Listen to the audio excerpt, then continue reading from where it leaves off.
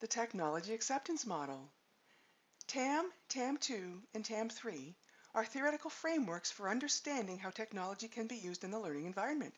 Perceptions, ideas, and attitudes can impact how technologies are accepted. What motivates learners and educators to accept or reject new educational technologies? In many cases, the successful implementation of educational technology hinges on whether it delivers value and is perceived as doing so by the instructor and students.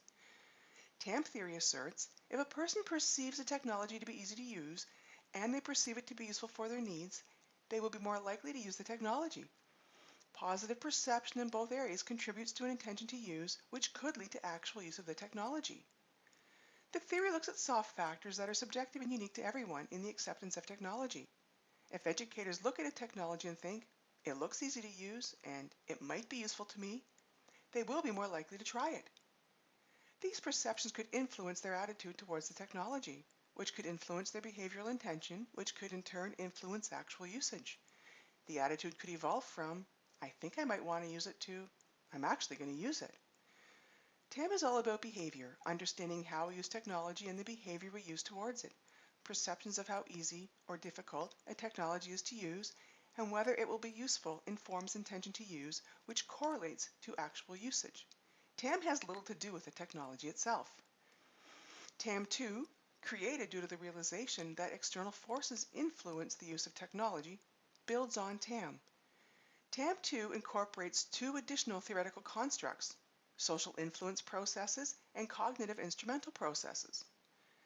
Social influence processes reflect on how a person is influenced by various social forces when deciding to accept or reject a new technology, and includes such things as subjective norm, voluntariness, and image. Cognitive instrumental processes compare what a technology can do, how it affects what a person needs to do, and whether it will help them perform their job. TAM3 builds on TAM2 by adding more determinants of perceived ease of use, categorized as anchoring and adjustment. Anchoring includes computer self-efficacy, perception of external control, and computer anxiety. Adjustment includes perceived enjoyment and objective usability.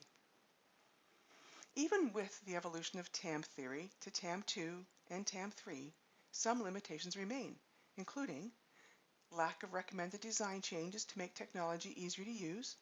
The model is subjective in that it does not account for the use of technology simply because it's the latest fad.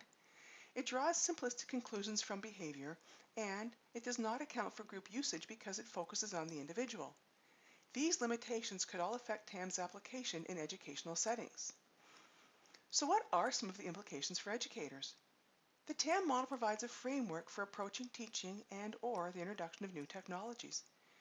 TAM can be applied to situations where educators are introduced to a new technology or when they are asked to implement new digital tools into their practice.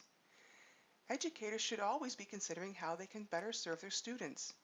If new technologies can improve the learning experience, educators should make an effort to understand them.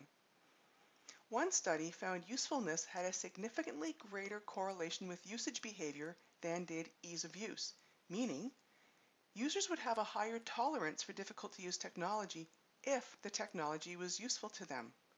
Therefore, the long-term usefulness of an educational technology should be emphasized to increase acceptance of the technology. We hope this video has helped you understand TAM theory in general, and specifically as it relates to learning settings. Thank you for watching.